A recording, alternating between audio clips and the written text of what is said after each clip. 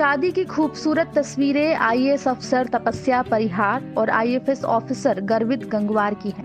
वैसे तो शादी काफी धूमधाम से संपन्न हुई, लेकिन इस शादी में जो खास बात थी वो थी कन्यादान की, क्योंकि तपस्या परिहार का कन्यादान नहीं किया गया। बाकी सभी रस्में हिंदू परंपरा के मुताबिक निभाई गई, सिवाय कन्यादान के। तपस्या का कहना है कि वो बेटी है, दान की वस्तु नहीं। मैं पर्सनली मतलब ये हमारे परिवार का ही डिसीजन था।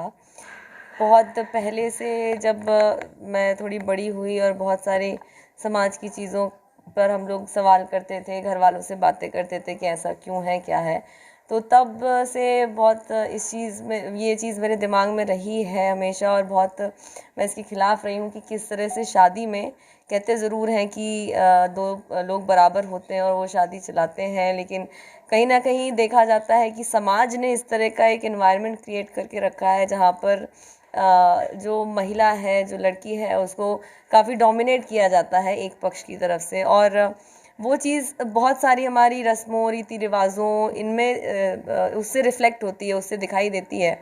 तो उसी तरह से एक चीज़ कन्यादान मुझे लगती थी कि कन्यादान क्यों करना है, मुझे समझ नहीं आता था क्या लॉजिक है। इस बारे में पापा से, घर के बाकी सदस्यों से बात भी होती रहती थी, तो तभी से ये था कि नहीं, कन्यादान तो नहीं करना, शादी होगी तो देखा जाएगा, कोई अच्छा व्यक्ति मिला तो, मगर जब भी होगी तब कन्यादान तो नहीं करना है। क्योंकि बहुत अजीब लगता है सुन के भी कि मुझे पर्सनली कि मुझे कोई दान कैसे कर सकता है। तपस्या परिहार के पति और आईएफएस अफसर गर्वित गंगवार भी अपनी पत्नी के इस फैसले के साथ हैं। वो इस रूढ़िवादी परंपरा को तोड़ने का समर्थन करते हैं। गर्वित तो ये मानते हैं कि शादी के बाद केवल लड़कियों के लिए ही कई सारी रस्मों का पालन क्यों करती हैं। आखिर लड़के क्यों नहीं करते। हालांकि वो मानते हैं कि लड़कियां अगर स्वेच्छा से इन रस्मों का पालन करना चाहे तो ठीक है, नहीं करना चाहे तो भी ठीक है। जो है तपस्या ने अपनी सारी बातें मुझसे जो है खुल के एक्सप्रेस की थी सारी बातें। तो अब मैं किसी भी जो रीति रिवाज हैं या फिर हमारी जो भी परंपराएं हैं, तो उनको काफ़ी लॉजिकल तरीके से देखने की कोशिश करता हूँ।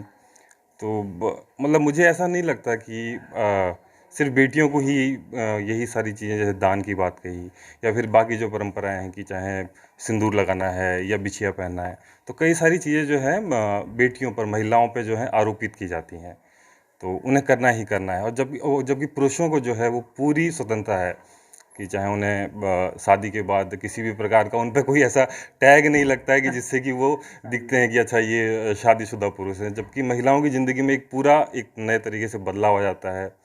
कई सारी रस्में उनका पालन करना है या फिर ये व्रत रखना है, इससे पति की आयु लंबी होगी।